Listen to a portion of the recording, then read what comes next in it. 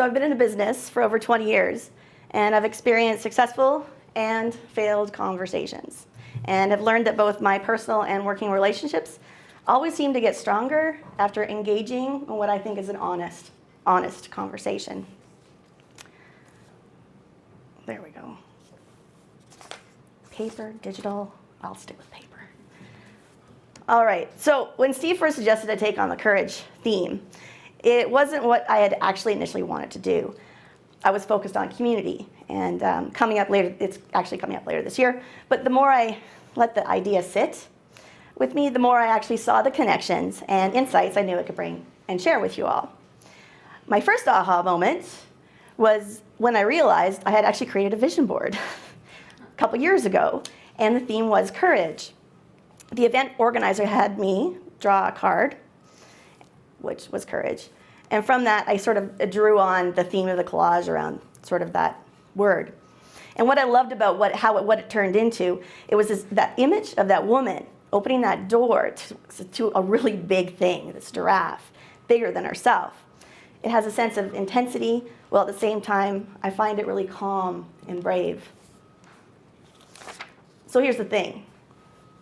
I grew up in the years during the end of the Cold War, when walls were being broken down. And now, 30 years later, my own girls are experiencing a different one. They're in a world where walls are being built and our conversations are being polarized. Polarized?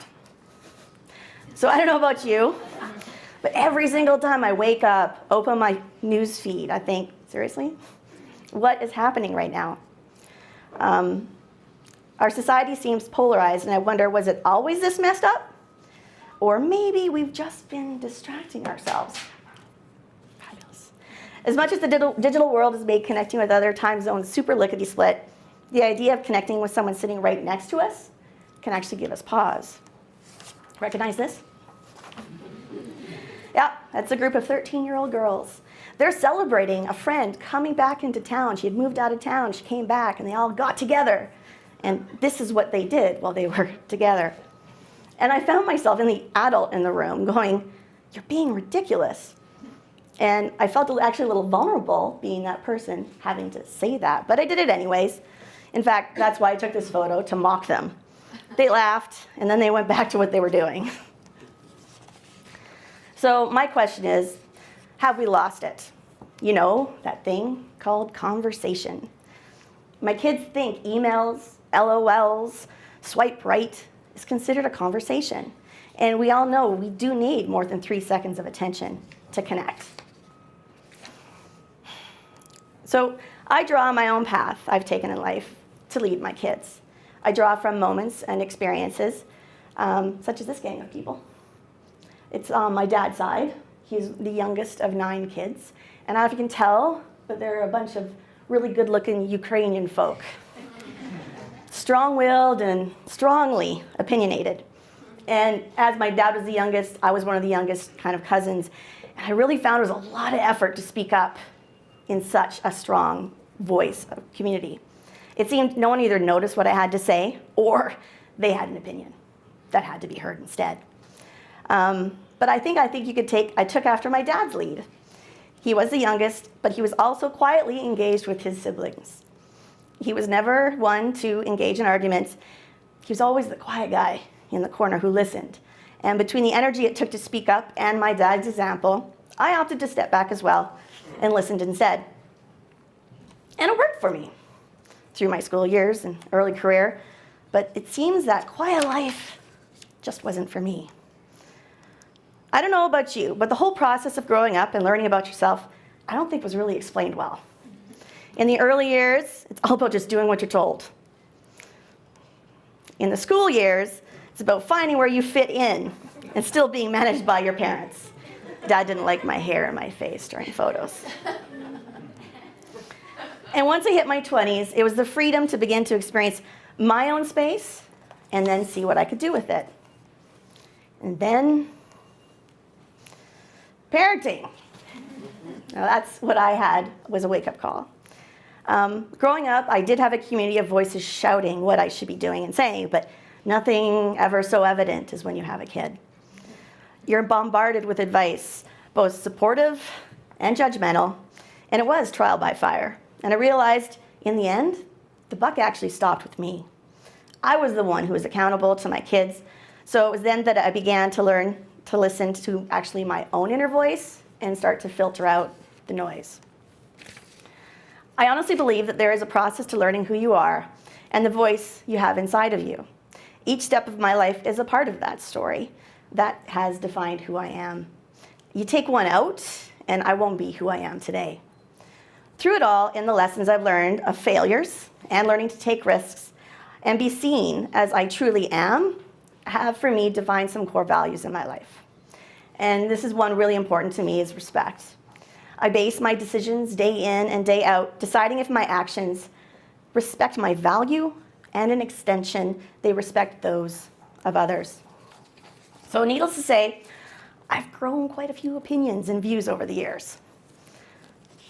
And these days, though, it doesn't seem to matter what you have to say, someone's going to have an opposing view.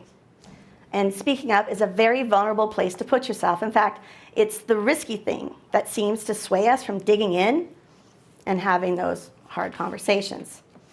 So here we land. That's why we're here, talking about having those hard conversations. And they can range from anything. It could be a personal family issue that needs to be addressed, a client project you screwed up on. Anyone else had that kind of talk? Or seeing an injustice actually happening right in front of you. Each and every one of these situations require us to draw on our inner courage. And you know what? The thing is, I don't think there's a finite amount of it, of courage within us. And when I sense my own inner courage, I feel it in my chest, so of course it's my heart. And not unlike the heart beating, I believe courage keeps resonating as long as you're breathing. So I just had a sidetrack here. I'm a visual person. I hate the little heart shape. I mean, it doesn't even look like the heart. But when I got thinking, what is a really good visual representation of the heart? And everyone says it's about the shape of your fist. And what does that represent? It's resistance, strength. And so for me, that was sort of my visual thing. But then as I started to work through things, like what if you get two strong, courageous people connecting and talking? You get kind of a pretty heart, but of two very strong voices. I think it's pretty powerful. Sit through that pretty good. So with that in mind, little note, I love sharing quotes of insight. It's all over my Instagram feed. It's sort of my marketing tactic for my business. It's my way of voicing what I stand for and what I believe in. And for me, I like to see them actually as signposts in life. And as the spirit with the Olympics recently, I kind of see them as those flags. As you race down the hill, they kind of show you where the course is, right? And I think that's important. And the thing is, because these signposts, you always have a choice whether you follow them or not. Because sometimes an idea eventually does lose its connection, and you're welcome to choose another route. So as I've been sharing these insights, I hear and read, I've noticed a consistent theme in the conversation, which led me to this talk. We're polarized in our society, and it seems in order to right the ship, we need to open our hearts and minds to our fellow earthlings. And it will take some courage. So let's get down to it. Did some research. I love Google. Facing your fears, doing something even though it scares you. So on a little side note, when it came to coming up with this talk on courage, for me these days is Brene Brown. Who here hasn't heard of Brene Brown? Okay, so we all know. She was at a conference a couple of weeks ago, and she was a keynote, and the talk centered at courage. And I was thinking, gee, I should just do a book report on Brene Brown, but she could do her better than me, so I'll let her do that. But she had one main talking point, and it was on vulnerability and how her research is proving that you can't have courage unless you're vulnerable. So I Googled vulnerability. And it reads defenseless, weak, susceptible, helpless. And to this point, we got to nip that in the bud. Vulnerability is not a weakness. In fact, when you look at the definition of courage, it's doing what scares you. So doesn't being vulnerable scare each and every one of us? To put our own personal value on the line of fire, to risk being criticized and discredited, made fun of, or even worse, being seen for who we are. In order to be vulnerable, we need to take off that armor. And part of that armor is our learned behaviors. Building my own business involved meeting a lot of new people in both one-on-one scenarios and in larger networking events. And back in the day, in those early days, I approached those interactions based on evaluating the situation. Who are these people? What do they look like? What should I be saying to impress them? It was like this desire that I actually had to impress these people that I walked into the room. But what I realized is I'm impressing them, but I'm impressing them as a pretend person. I'm not impressing them as myself. And I just got tired of acting. It's just so much energy. It was easier just to relax and be myself. I mean, I can tell when someone didn't want to talk to me. You know, they're kind of looking at the watch, or they're just looking for the next thing, and that's fine. Move on. But when there's that one person who also comes to the table as themselves, you connect, and you find certain commonalities. And in those sort of situations, I've learned to be flexible to all of the potential possibilities. In Braving the Wilderness, Brené says, people are hard to hate close up. Move in. And the way to do it is with soft fronts and a strong back. And here's the thing, we shouldn't be scared of stepping outside of our bubbles. I love this quote. I think I could, switch it up a bit and say, the more a conversation scares you, chances are you need to be having them as well. So let's get to it. So I actually have kind of like some tools that sort of I've learned over the years that sort of help me and guide me when I have to have hard conversations. So the first one, and you all on your name tags, you had to list what are your top 3 values. And in my mind, that's what defines you. It's your values. Your perceptions, bench them. You got to put them to the side when you go in meeting with somebody with a different view. But if you come in with strong values, you come in strong with how you are. Because perceptions change based on the shoes we wear. And understanding that when you open yourself up to a different view of the world, it's almost a guarantee that your perceptions will be altered. And what's to fear about that if it connects with your values? When it comes to engaging in challenging conversation, I found that coming to the table with a clear and solid understanding of my own worth is not based on my views or perceptions of the world. But here's the thing, like I said, views could be influenced.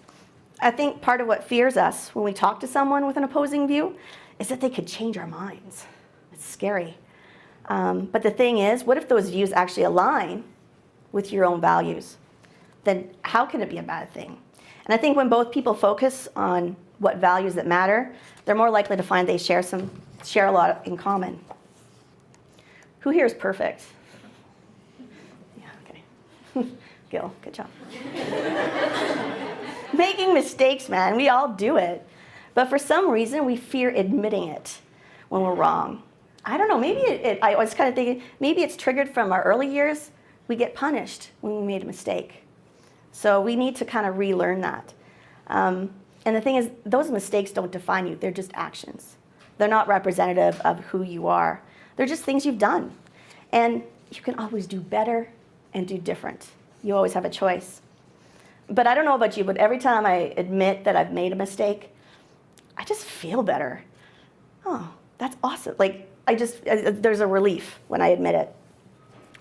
So, and when it comes to having a conversation with somebody, if you find yourself questioning one of your own actions or views, how about you say, I can actually see your point, and I've never viewed that way before. Thank you.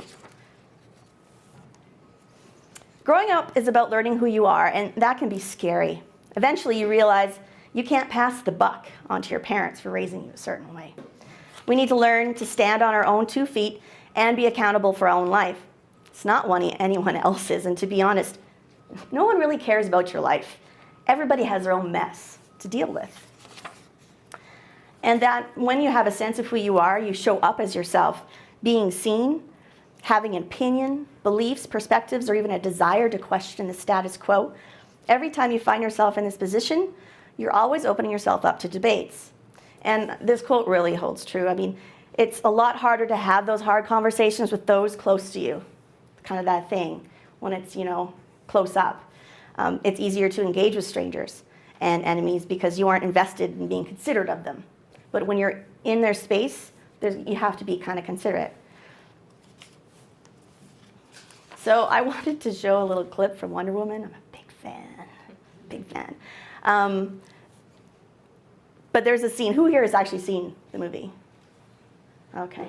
If you haven't, I made a website with some links, and I have the little clip of this scene, so you can kind of go watch it. There's that scene. It's called the No Man's Land, and I think it's the best part of the movie. It's the part where the captain and Wonder Woman, they're in the trenches, no man's land, the Germans are on the other side, and she's focused on saving people. She's hearing there's people across the way that are being tortured and hurt, and she has to go save them. And the captain, he's like, we can't save everybody. I mean, that's not the purpose of our mission. I mean, he had his purpose, but I'm sitting there in the movie thinking, this woman was molded out of clay to save the human race. I mean, that is her purpose. And she just goes and she just turns around and she's got her Wonder Woman stuff on. And she's like, no, but it's mine. And I gotta say, seeing someone acknowledge their purpose and really just knowing what it is something that's just so inspiring. So when you find yourself walking into the topic of a conversation, you need to have some idea of what makes you, you. Here's the thing. Purpose is about being of service to somebody else. What is it about you that you can bring to the table that actually helps others? How can you be of service to this person in front of you? The next best part of this Wonder Woman scene was watching as she took on that no man's land. She just went out there and she's like leading the charge alone. And it actually inspired those people behind her to say, oh my God. And they went up and joined her in. Because courage is contagious. To be in the presence of somebody who has a strong sense of who they are, you share the same visions and values, it's inspiring. My next one is listening. And listening to understand. I think we all know about this. Stepping in and making an effort to listen to and from and push back to that desire to be right. You have to bench it. And that requires some serious listening skills. When a person senses that you're taking in what they're saying in an open way, this can help them to relax and then be more open-ended on their end. Which leads me to an important point. I think they're all important points. When you stop to listen for shared values, you open doors in your heart. Your opinions do not define you. I mean, one shouldn't be afraid of having their opinions swayed and altering their perceptions. When someone feels they're being heard, they find themselves opening up their own minds. And I think this ties back into Brené's phrase of soft fronts and a strong back. The soft front is that listening. That strong back is having that purpose and values behind you. So I came up with a metaphor. I thought I did a really good job of kind of visualizing a conversation and how it can keep you from moving forward. Imagine two people opposing views in a boat, and they're not paddling in sync, except one's like, forget it, I'm not going anywhere, and they haven't talked. They're not actually going to go anywhere. The fact is, especially like when they're trying to do their own thing. And that sort of ties me into that whole polarization of right versus left. I mean, if you're right on the right end of the spectrum, but you keep going right, you're just going to kind of create a vortex of being on the one side and same with the other. And it's like I took outdoor, I have a kinesics degree, so I took outdoor education. So it's like an eddy in a river. You know, the current just sort of keeps you can't move forward. So, and along this lines, I think understanding that moving forward isn't just about, okay, we're in and we're moving in a straight line. Social movement can be like the ebb and flow of water. The flow is created from pushing forward, pulling back, just a continuous back and forth. I mean, I wish I could be more eloquent, but sometimes in order to connect, you need to actually step over that line. Meet the person where they are. And eventually you encourage them to do the same. And when you get in the end is, eventually you're moving forward. The crux. We are social and emotional human beings. There is no conversation that isn't accompanied by emotions. I think every day of every minute of every life, you're feeling something, whatever it may be. And it's always that full spectrum depending on how that engagement is going when you're talking with somebody. I mean, I can feel either excitement or anxiety meeting someone for the first time. I can butt heads with my husband about something insane daily responsibility, and it can start out with frustration, but then end with relief. Yes, it's society's norm that women can show emotion and men are expected to hide theirs. We've all grown up in this world, and we all have that voice in our head judging others.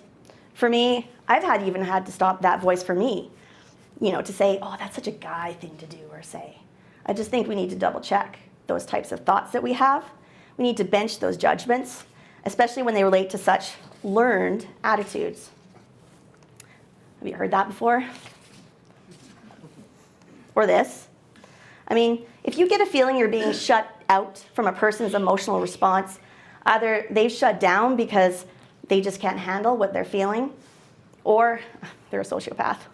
And if you're dealing with a sociopath, still keep in mind, this is where some internal self-care does need to come in. Know that you're normal for having feelings, and it's not a bad thing. And don't ever let someone make you feel bad for feeling. In relation to Creative Mornings, creative work is especially artistically charged because we do tie in so much of our internalness to our creativity. And because of that, it's important to have some emotional intelligence in our communication repertoire. So cutting through what drives our emotions is the key to understanding and finding common ground. When you strip feelings from what you do, you're stripping your soul. I mean, we are logical creatures, but we are driven by our emotions. And the fact is, emotions do control our actions. And when we deny them, they only get stronger. We need to acknowledge and see others' emotions, respect them, and once you do that, you open the door to trust and true communication. Like if you're in a conversation with somebody and you can sense their back's up, address it. You see that you're taking that really personally. Why is that? Let them feel, and that's okay, and then some more honesty and trust sort of comes through. So it's important to realize that though emotions, do drive actions, they're data. They aren't actually controlling you to lash out at somebody if you're feeling angry. It's just a trigger for you to take some kind of action. So when you're in this situation, it's good to take a step back and question, what is this emotion telling you? Notice the feeling for what it is. I mean, these are essential skills and help us to learn to be considerate of each person's individual emotional diversity.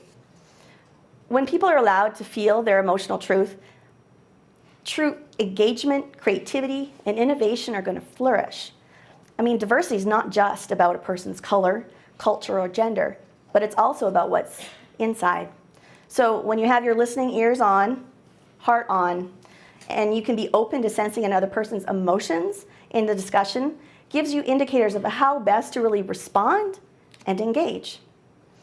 And on the flip side, whether or not the other person addresses your reactions, you need to be aware of your own visceral ones. They're triggers, and it's up to you how to address and respond to them. And now we come down to it. Oh, it jumped. Choice.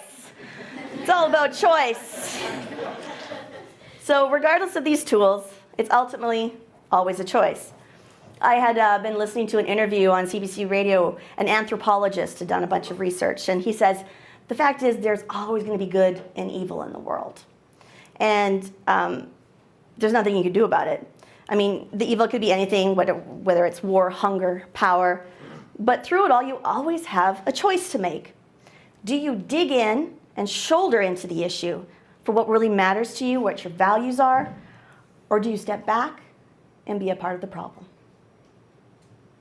Do you choose to risk being heard and judged for your views, or do you shut up and let the louder voice lead? To me, it's that moment of choice that we have every day, which is where the essence of where your courage lives. Thank you.